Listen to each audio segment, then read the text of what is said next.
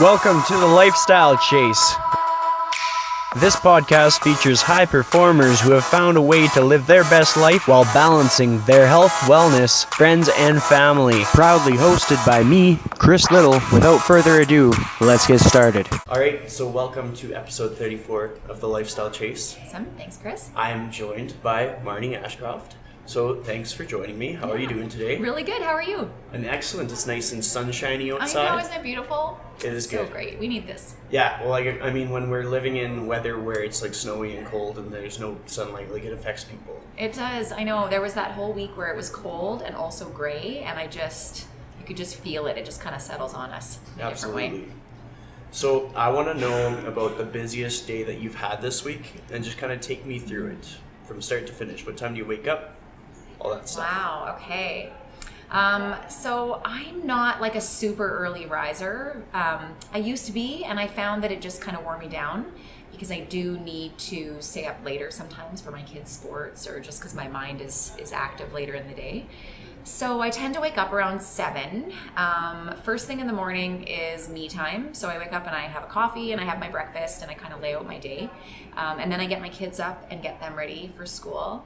And that tends to be pretty busy until we get out the door. And I always schedule a workout first thing in the morning. So I found that it was really difficult for me if I delayed the workout or if I didn't, create space for myself to just kind of get that going. So I usually have a workout first thing. And then my day really, it can be very different. So I guess my busiest day this week is where I try to fit in both meetings and spending time here with my team at the juicery. Because I'm always in a mode of connection and business development. I really feel like it's important to stay connected to that part of your business all the time. So although I love the operational side and I love supporting my team and being, client facing, I also really like that aspect of connecting with other business owners, entrepreneurs. Sometimes it's our marketing team, that kind of thing. And so I tend to do a little bit of that. For me, it then sort of transitions again to the mom side of my life. So by 3 o'clock, I'm back on mom duty, picking up kids. I've got a really intensive sports schedule. My kids are in competitive soccer and hockey, and my son's on a basketball team now. So that's pretty nonstop in the evening. But I also try to go to events. I attended an event on Tuesday night that was incredible. I really like to get out and do a bit of, not typical networking, but just sort of connecting with other business owners and whatever that can be. Usually it's at an event or a panel or something like that.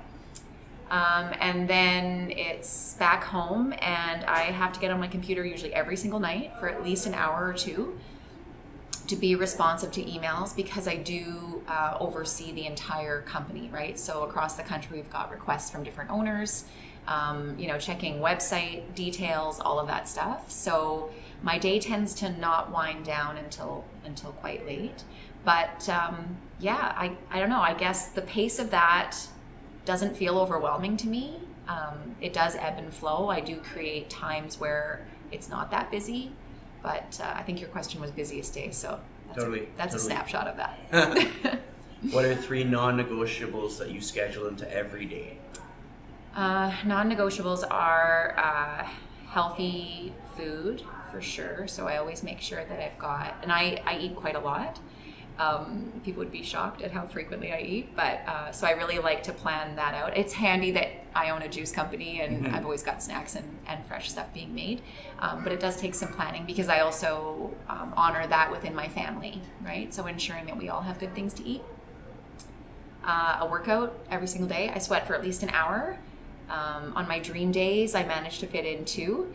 And the other non-negotiable, I think, is sleep. It's really just the basis of healthy living. Absolutely. Everything else can flow from that. If you take care of yourself and physically ensure that those base needs are being met consistently, I really feel like you can draw from a bigger pool of energy. Yeah. And then other parts of your life are more successful.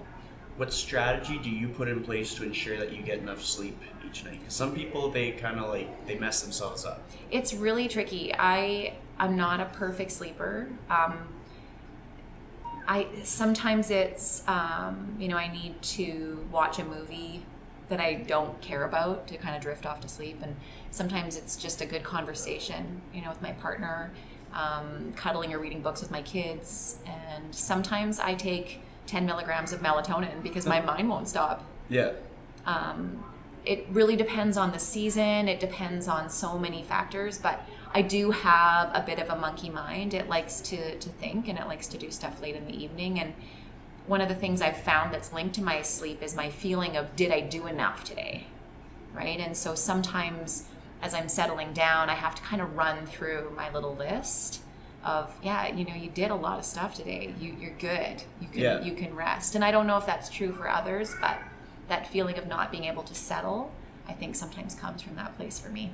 I've heard a lot of people get a lot of value from like writing out all the things that they did. Yeah. And it's just, there's some science behind it to actually writing it versus like typing it or whatever. You get to feel all that stuff and then see it on paper. Yeah, and acknowledge it for yourself and allow it to sink in, because and I think perhaps the folks that you're interacting with are more driven in different ways that keep us from settling, from sleeping. And so it's always a little bit out of reach, but you gotta work on it. Well, something that I find with whether it's my clients or just peers or just people that I interact with, we're really good at being hard on ourselves. Yeah, it's so true. Before we go to do a lift or before we go to do public speaking or anything. Totally. So we need to get better at being nice to ourselves. Yeah, I agree. Absolutely. Because the highest respect that we hold ourselves in is the most that we can give to others. Kind of It's true. And I was listening a little bit last night to Brene Brown, and it's within the context of parenting, but she talks about the concept of shame and guilt and how we hold on to those concepts for ourselves, and also how we give them to our children, and not even intentionally. Sometimes it's just through our actions, our expectations around being perfect or being enough. And it gave me pause. I'm still kind of reflecting on some of the things she had to say, but I think a little bit of that is connected to the entrepreneurial spirit and wanting to be the best you can be within what you're creating. And I don't know why we connect those negative emotions to it. It just makes it more difficult, right? For sure. Yeah. So let's talk about kids, life with kids. What are like 5 qualities that each of your children, so you have 2 kids? I have 2 kids. All right. That's 10 qualities. 10 qualities total. Things that they've sort of taught you about life and things that have made you better through them. Well, I really wish you would have asked me these questions in advance. Chris, I'm just kidding. Okay, so I think I'm learning different things for each of them. My son is very much like me, and so it's very interesting to watch someone play out behaviors that you have yourself, and what feelings you have around that. So I guess I'm learning through my son patience, compassion, acceptance of who we are as people. I'm learning a lot about who I am as a teacher and as a leader, right? Because you gotta that mirror is right there for you. So I don't know if that's 5, but that's a few. And with my daughter, do you know she has a moral compass that is so strong, and she was born with it. She was born with the ability to see right and wrong, and not in a judgmental way, but in it doesn't feel right. Like, she will viscerally respond to something when she sees that something isn't right. And it's so beautiful to watch that in its purest form. So I protect that in her. If she's struggling with something, I often understand that it's coming from a place of she just doesn't understand because it's wrong. How that person is acting, or how this person was treated, or how this conversation unfolded, and so that's really amazing. She's curious and brave and courageous. Like, she'll put herself in situations that I remember as a child being like, I can't do that. I can't go to a new school. I can't join a sports team. I can't make new friends, as rapidly as she does is just really amazing. So, those are some of the qualities that I see in them, and often I have literally no idea where they're getting those qualities from, but I'm sure that some of them must come from us, right? Yeah, Yeah. it's totally cool. And I think it's neat to sort of reflect on these different angles that we don't often think about. Yeah. And just how different people, whether they're big people or little people, Yeah. or young people or old people, they I always agree. affect us. Yeah. What was life like before you had kids for you? It's funny because sometimes when you're like, buried in laundry and meal planning and running around doing all your things, you reflect on like, what did I do with all the time that I had before I had kids? And it's not a feeling of resentment. It's more a feeling of like general wonder. Like, how did I fill those hours? Because now there's so few. I traveled for a year, so all of Asia. I spent a lot of time in university. I worked really hard. I had a corporate job and I worked really, really hard at that. And when I wasn't in the office, I was out doing networking and spending a lot of time in those areas. I definitely had more time to hang out with my family. I lived in Calgary for most of my like pre-kid years. So I spent more time with family and working out and doing stuff like that. And I think I just like went out for dinner and visited with friends. And now there's just really no time for that. And I don't regret it, but I think that's the shift that parents experience. And you struggle with it at first. Like at first you're like, I really wish we had more time. And then all of a sudden there's just an acceptance phase where you're like, this is just where we are right now. And it's temporary. We'll have different social dynamics. I visit with families when we're watching basketball games or hockey games and things like that. But there isn't that sort of like really beautiful full social calendar that you used to have. So I think those are some of the things that are different now. Nice. I like those. And I've come to take time as something that's a very valuable thing, whether it's paid time or podcast time. Like Totally. this, for me, this conversation is super valuable because you're taking time out of your day to share with me. Thanks, Chris. And same, I feel the same because, and I agree with you that time is precious, and maybe that's one of the gifts that you receive when you have less of it, is you start to really honor it. And you start to become an incredible multitasker. I can do like 9 things at one time. It actually is kind of my little personal game. Yeah. It's like, how many things can I accomplish simultaneously without breaking anything? Totally. Normally in like a home setting, right? But I do think that you start to honor time, and you start to you honor it in others too. I'm incredibly respectful of time that I request from folks, and in both a business and personal way. Absolutely. So when you're choosing, you only have so many hours in a day, and when you're choosing how to allot those hours, what are 3 rules that you use when you're like declaring, is this something I'm going to do, or is this something I'm not going to do? A little bit of it comes down to the things that you should do within your business or personal life, right? So, for example, I always put my workouts. Every Sunday I sit down and I put my workouts on the schedule for the whole week. Yeah. I'm governed by Team Snap, and for those that don't know what Team Snap is how all of my kids' sports teams schedule all the dates. So those are already there. So I see those things, right? So the kids have all of their sporting events, and then I put myself on the calendar wherever I can fit 1 hour a day of workout, because that's just what feels good for me. Mm-hmm. And then around that, I schedule all the work things that need to happen. So it's sort of how I prioritize, and it's how I ensure that I never feel resentful of my business. I never feel as though it's asking more of me than I can give. And likewise with family, right? It's these are the things we really need to do, and this is the stuff I need to do for me. People speak about self-care and what that looks like. That will evolve more naturally if you don't neglect the things that are critical. Absolutely. Right? And so, for example, I only really have maybe 2 hours extra a week that I can kind of play with, and I decide where those go. Yeah. Fluidly, right? That's awesome. Yeah. So you talked about travel, and how many countries have you been to? Can you name them? You know what? I don't know. I've been to a lot of places. Like over 10, over 20? Oh, way over 20. Oh, so nice. Yeah, I passionately love travel. I've been to most of Europe. I've been to most of Asia. Traveled through Eastern Europe when I was at the end of university, and Australia, and all kinds of spots.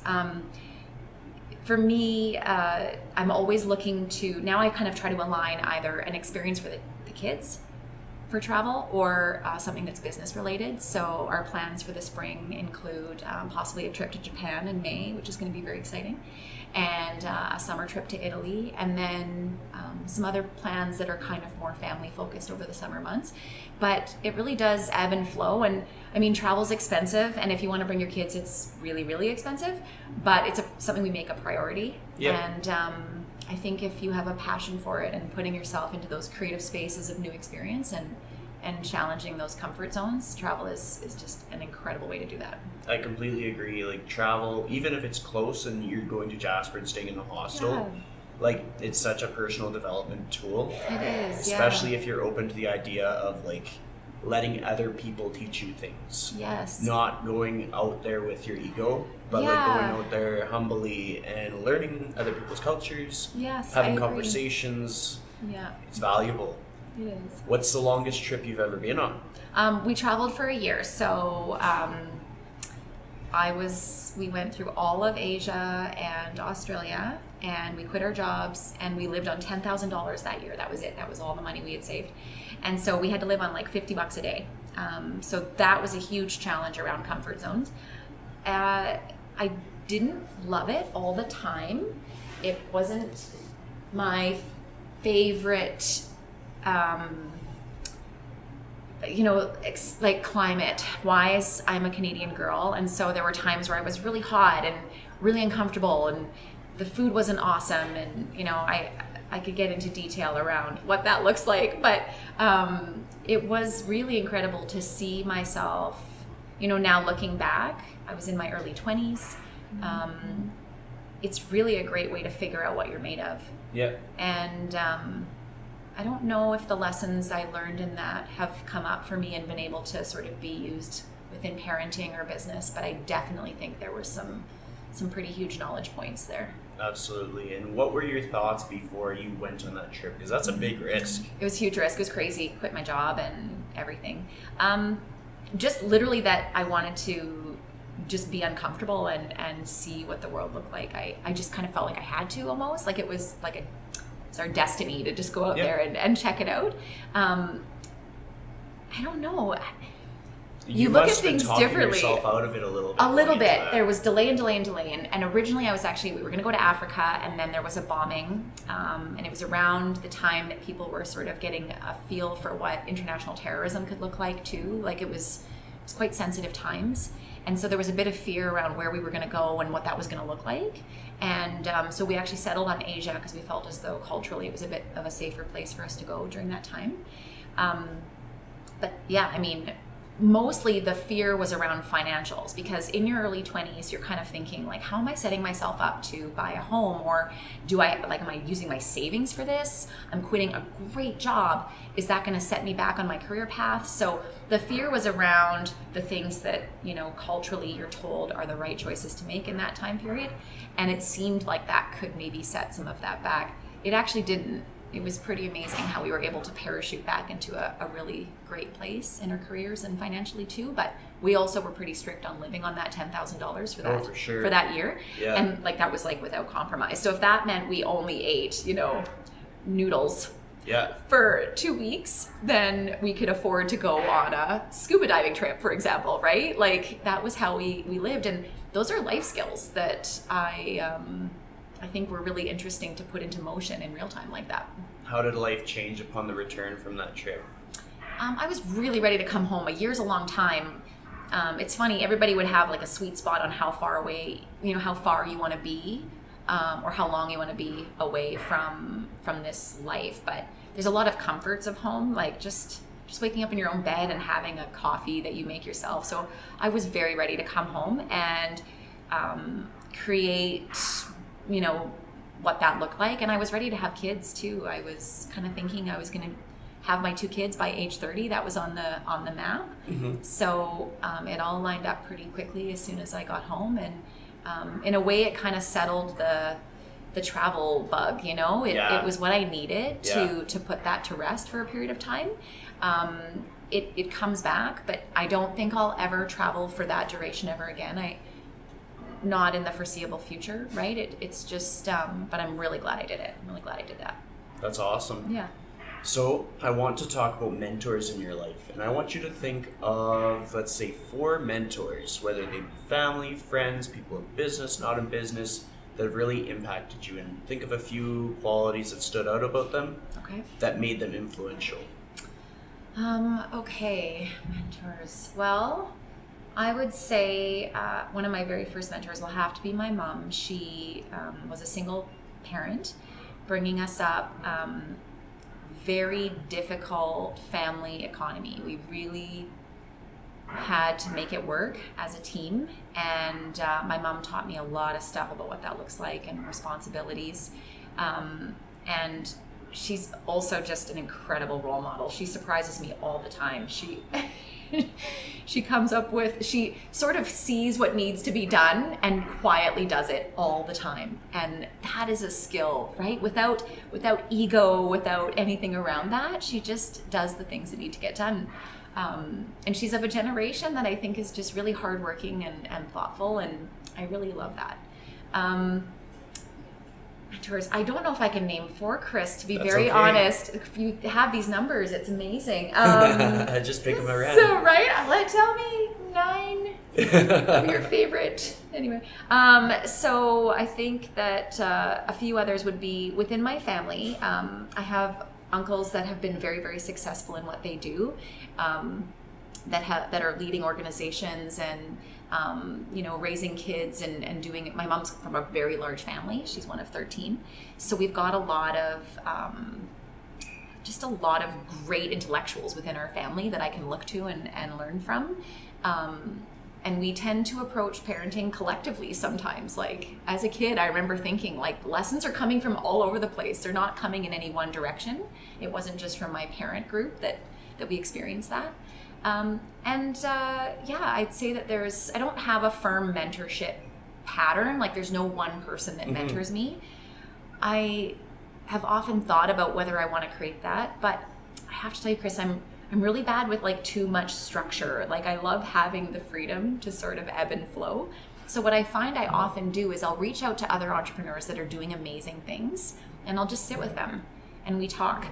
And there's that sense of collaboration and sharing that's very organic, very natural. I don't assign the M word to it. Yeah. But I love it because I'm learning. Yeah. And I'm constantly learning. So that's sort of, I don't know, maybe it's just the world is my mentor, and I'm just out there being curious with it. It's a good mindset to be in, like to think of the world as like everybody can kind of be a mentor to you. They can. Like, yeah. My nieces can be a mentor to me. Totally. And a lot of guests that I have are obviously going to see their parents as mentors. Yeah. But I like to kind of find out what the answer is. So that's why I'll like blast a number at them and see what comes. Well, it challenges you to think. 4 is interesting because it does challenge you to think outside of that like little pod that is your family. Yeah. But I sometimes I'm more attracted to an idea of collaboration, I guess, than mentorship, right? There's even been people that have asked me to be a mentor in their life or like alluded to it. And I feel so much pressure around that relationship as though I know more than you. And I just don't know that even, regardless of age or experience, I feel like we all have something to share. Yeah. And that knowledge can be transferred without, deciding who sits where, in that relationship. Yeah, like a lot of the people who have taught me the best lessons, they don't market themselves as a mentor, or they don't talk of themselves as a mentor. It's just like a genuine feeling of like compassion and empathy. Yes, totally. And wanting to see growth in others. Yeah. As like some of my friends have said, like helping other people feels good. Yeah, and supporting the learning. Because who knows what it is that you can learn from that person, right? There's no, and until the two of you are sitting together and connecting, you really don't know what that knowledge share is going to look like. So absolutely. Yeah. So there's a question that I ask a lot of my guests, and it's, what was your high school experience like? Like, what kind of a kid were you in high school? High school for me was, so it's funny. I grew up in Calgary, and I went to a high school in Calgary that was in downtown Calgary, and it was really multicultural and small. So my graduating class, I think, was only like 250 students, which by today's standards is a pretty small school. What was incredible about it is that there was no, there was a real sense of harmony in that school that I don't know if it's typical or not, but I was in IB, I was in drama, I hung out with kids from the sports side to the alternative kids to the whoever. There was no lines between them. Mm-hmm. It was really amazing, and it felt like a really safe place to be a kid, and there was no judgment for who we were or what we wore, and I loved it. It was great. I was challenged academically because of being in the IB program, and I took a lot of accountability for that because I knew it was going to kind of put me ahead in university, and that was an important goal for me, and within our family it's really important to do well academically. So it allowed me the space to do that. I was also working part-time jobs, so I'd go to school all day and then I'd go home at night, and I would usually work at least one job every night. So but I have no feelings of, it was never overwhelming. It was never, it was a fun place to grow up. That's awesome. Yeah. What were your part-time jobs? I worked in a clothing store, and then I worked in a shoe store, and I worked in a coffee shop, sometimes overlapping, and sometimes just one of them. But it was really fun. I was always attracted to retail. I didn't know that, I guess I didn't really think about, when I started Glow, I didn't really realize that those skills and that ability to connect with people and be in a retail environment would lend itself so well to this. Absolutely. But it has, and it's fun, and it comes down to, I think, enjoying having conversations with people about what they're looking for and how you can find a fit for that. Mm-hmm. It may look superficial that that's a product focus, but I always saw it as fun and playful and enjoyable, and I was pretty successful. That's in those awesome. roles. Yeah. So what did you foresee yourself doing when you're getting out of high school? Because I feel like you're the kind of person that you had it all planned out. I did. I'm very Stalinistic. I have like a 5-year plan at all times. So my path was, going to be that I went to university, I graduated with a degree, a Bachelor of Science degree, and I was going to end up in the area of geosciences, is what I thought was going to happen.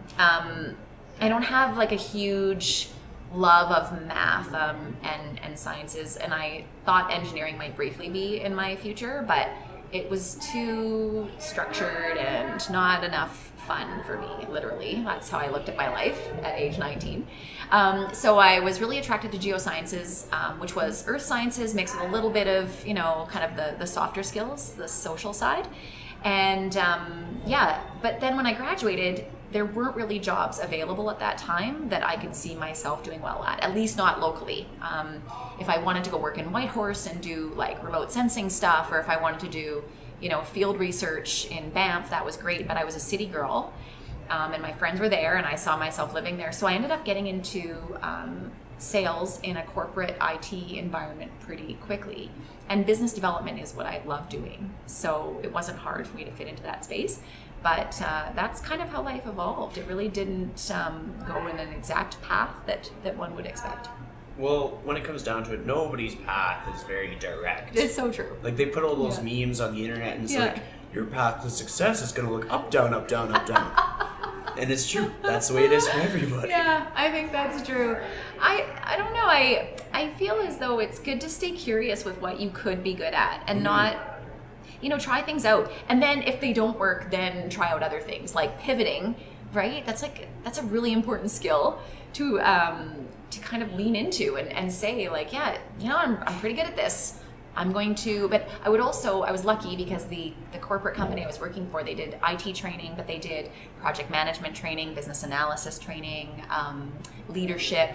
So I got to drink a lot of champagne and decide exactly what I was going to do with that. So really what I ended up feeling that I was best at was the project management business analysis side. And although I didn't get a formative kind of certificate around those studies, I got to attend a lot of classes and look into that, and it's been very valuable for me. Absolutely. What are some qualities that like the leadership in place had that made you a versatile employee? It was a very flat organization. I actually just had a chance to sit down with my VP, and I hadn't seen him in 10 years. And he was such a great leader. He provided me with opportunity to have my voice heard. So there was this one week where we were getting reports sent from head office, and I was reading through the reports, and I was like, I have to tell you, and I'm young, like I don't really know. I think I was 26 years old. I'm like, I have to tell you, I feel like these reports aren't relevant to what we're actually trying to accomplish within the organization.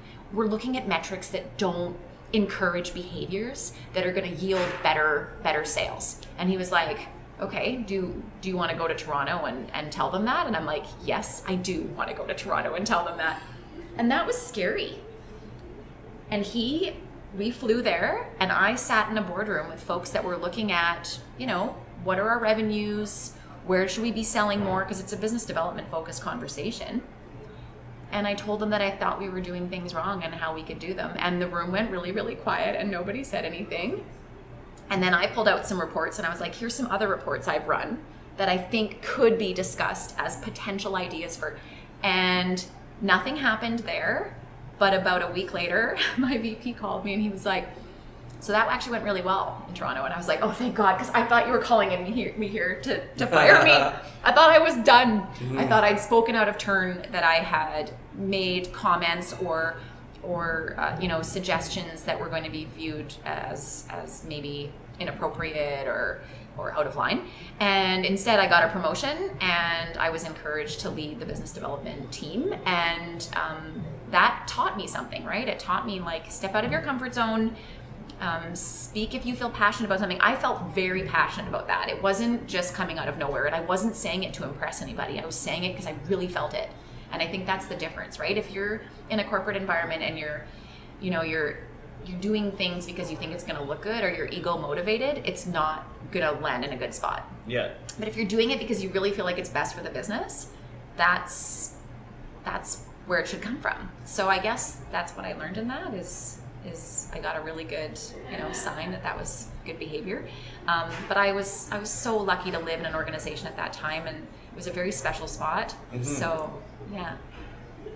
And it's a cool lesson that can be applied to almost any industry too. Yeah. Like, if you're following something based on your intuition, you're doing something because you're passionate and you care about it, you're more inclined to seek out the knowledge to make you very, very good at it. Well, and within my company, if someone comes to me and they're like, I have an idea, I will praise them to no end. Even if the idea is crazy and it's not going to work, please generate ideas within a business. If you come to me and you're complaining about something and there's no suggestion of a solution, it just puts you in a very different light, right? So the fact that kindness and that opportunity was presented to me helps me facilitate that in my own company all the time. That's good. That's awesome. When you're thinking of people that are on your team in any setting, whether it's like personal or professional, mm-hmm. what are a few qualities, maybe 3 or 4 qualities that you look for in a person? I like when people are creative thinkers. I think that you need to attract people that are thinking about ways that, and even during the interview process, right? So when I'm hiring somebody, I'm like, tell me a little bit about what attracted you to the company and why you see yourself fitting here. Like, where's the synergy between you and this company? Because a company cannot define itself alone. It really can't. It can't grow. It can't stay relevant if we don't understand who can contribute and how that can affect that. So that's one of the things I really look for. I look for accountability. Things can go wrong, and it's the same, in my family too with my kids. Things are going to go wrong, or we're going to make mistakes. No one's perfect, not even me. But I really like it when we can admit it as a team and then fix it, right? So come to me with, okay, this thing happened, and I know that I did that, and here's how I'm going to fix it, and it's not going to happen again, is a better conversation to have than throwing someone else under the bus or refusing to accept the fact that happened. Because I think we all know, when someone's lying to you, right? You know it. You don't want to know it, and you might try to pretend that they're not, but you can feel it on an intrinsic level when that's happening. And if it happens in your business, it feels even worse because you're tied to that person, mm-hmm. right? So accountability is I think connected somewhat to that aspect of trust and honesty and all those other really good qualities that people should have when they're working in a business. I like that. Those are good rules. Yeah. So, when you decided that you were going to start Glow, like I did a bit of homework, and Okay. you kind of like you were driving around Sherwood Park, and you noticed that there wasn't really a solution, right? Like, Yeah. tell our listeners a bit about that moment. You kind of have to flash back a bit because the way that the food landscape has evolved is amazing. There's so many more choices now, but 6 years ago there really wasn't. There was the big box fast food restaurants, and the idea of fast food and healthy food, there was a huge disconnect there. I would actually go to a McDonald's drive-thru and only order apple slices because that was the only thing, right? So if we were really stuck for stuff and I couldn't get into a grocery store, because sometimes you've got a couple kids in car seats, right? And you can't unbuckle and do all the things. So, especially in these bedroom communities like Sherwood Park, moms are really tied to their cars and they're dependent on drive-thru at times. So I just wanted to make that easier. I wanted to give people an access point. And when I initially started doing research, there was like 4,000 juiceries in the United States and there was 3 in Canada. So the minute you identify that, that'd be like you thinking to yourself, okay, wait a second. There's this huge trainer industry, right, in the States. And there's only 3 dudes doing this in Canada? Totally. I gotta go. I gotta hustle. Yeah. So I sort of saw that. And then it was coupled with the fact that people were experiencing challenges from cancer, critical care type stuff, and I knew that nutrition could be a big part of that, and I just didn't think there was an access point for people to reach that. Like it felt crazy that someone would have to quit their job to create juice for someone that they loved, right, to get them through that. So all of those things kind of landed together with some other research, and I was like, okay, that's it, I got to do it. I know too much, I have to act on it. Absolutely. Like that's kind of, that holds you accountable. That whole feeling of, I know too much. Like Exactly. I have to do it. Or You can't. You feel like I am aware of what could happen if I took that risk. Yeah. I am aware of my potential kind of thing. Or the regret if I didn't do it. Like, that's so true. right? If I didn't do it and then I watched it evolve in a way that I wasn't comfortable with, I would always have that feeling of what if. And it's a very expensive what if to build a business. Yeah. You have to know that, but you have to have confidence in yourself to accomplish it. And I think it's so neat that you talk about like the market and all that stuff, like how Canada didn't really have that much, because not long ago I did a marketing job for a brand called Press Juicery. Yeah. And so I was in Costco. I didn't know that. Press Juicery. It was a short little That's stint. cool, I did it Chris. on Yeah. weekends and stuff. Fun. And it was an addition to my old job. Yeah. But so I've seen what it's like, and I actually had someone walk up to me and they're like, I actually have a local juicery. And it was a juicery that I don't remember the name of, but it wasn't yours, and it wasn't probably anybody else that listened to the podcast. But in that moment I was like, wow, like here I am promoting like California, I know. and I could promote local. So that always, I remember that. And I think we are, I love the idea of promoting local. Like it's a really important message. These are not, if there's one message I can kind of give here, is that these are tough times to be a business owner, right? And I love that you're speaking with small owners that have the opportunity to share their stories, because it's really critical that we do. It's critical that we create connection with people that could choose to support us, because it's not easy. There's a lot of things working against us, and we overcome those all the time. That's my daily job. My daily job is to remove barriers, but sometimes I can't.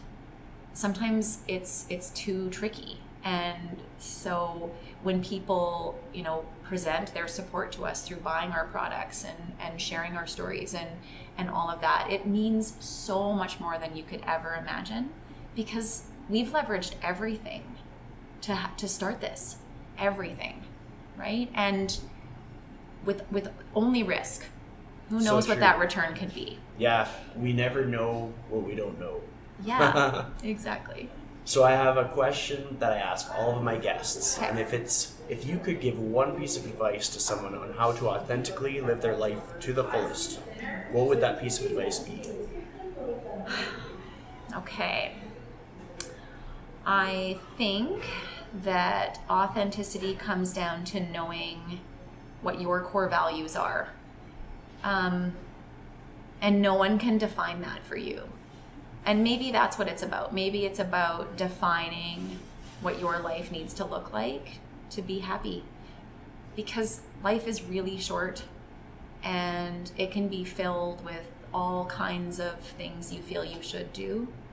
But it can also be filled with the things that you want to do and that you know you're going to do well. And I've been very blessed. I have never had a parent say to me, "You're not good enough to do that." I've never had a business role model say, you can't accomplish that. I've never had a partner say that to me. You know, my kids look at me every day believing I can do anything. So those things haven't stood in my way when I'm defining what I think I'm capable of.